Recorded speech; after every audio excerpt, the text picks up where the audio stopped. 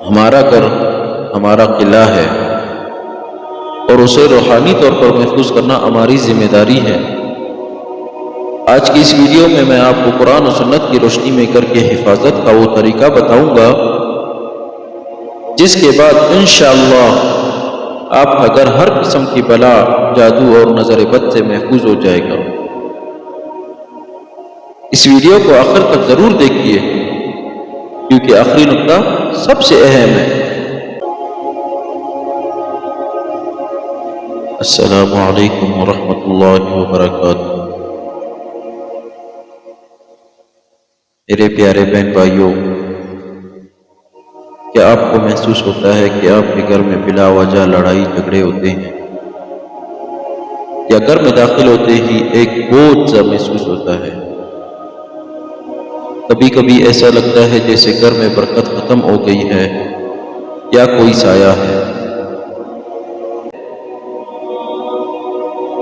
سب سے پہلی اور بنیادی بات، جب بھی آپ گھر میں داخل ہوں، چاہے گھر میں کوئی ہو یا نہ ہو، آپ نے بسم اللہ پڑھ کر داخل ہو اور سلام کریں۔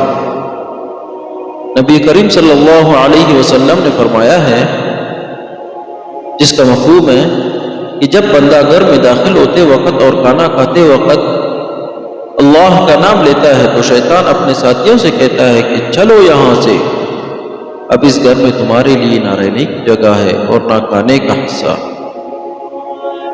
تو آج سے یہ عادت بنا لے کہ گھر میں قدم رکھتے ہی اللہ کا نام لینا ہے۔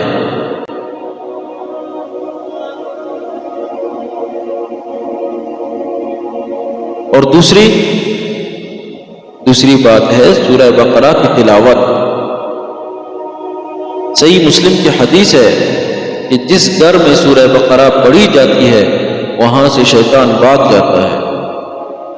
اگر آپ خود نہیں پڑھ سکتے تو روزانہ کم از کم ایک بار اپنے گھر میں سورہ بقرہ کی تلاوت آڈیو میں چلا دے۔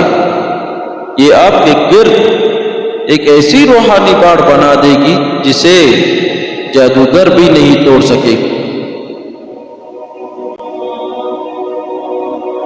تیسری چیز ہے آیت الکرسی۔ آیت الکرسی رات کو سونے سے پہلے اپنے پورے گھر والوں کے ساتھ مل کر یا اکیلے پڑھنے کا معمول بنا لے۔ اللہ پاک ایک فرشتے کو مقرر کر دیتا ہے جو صبح تک آپ کی اور آپ کے گھر کی حفاظت کرتا ہے۔ اس کے علاوہ گھر کے چاروں کونوں میں آیت الکرسی پڑھ کر دم کرنا بھی بزرگوں سے ثابت ہے، جو کہ حفاظت کے لیے بہترین ہے۔ ایک ضروری بات جو ہم اکثر بھول جاتے ہیں وہ ہے گھر کا ماحول۔ جس گھر میں جانداروں کی تصاویر لگی ہو یا موسیقی کا شور ہو وہاں رحمت کے فرشتے داخل نہیں ہوتے، ہرگز داخل نہیں ہوتے۔ اگر آپ چاہتے ہیں کہ اللہ کی حفاظت آپ کے ساتھ رہے تو گھر کو ان چیزوں سے پاک رکھے تاکہ برکت کے فرشتے سکون سے آ سکے۔ میرے پیارے دوستو، یہ وہ سادہ مگر طاقتور طریقے ہیں جن پر عمل کر کے آپ اپنے گھر کو جنت کا نمونہ بنا سکتے ہیں۔ اگر آپ کو یہ ویڈیو اچھی لگی ہو تو اسے صدقہ جاریہ کی نیت سے اپنے عزیزوں کے ساتھ شیئر کریں تاکہ کسی اور کا گھر بھی محفوظ ہو سکے۔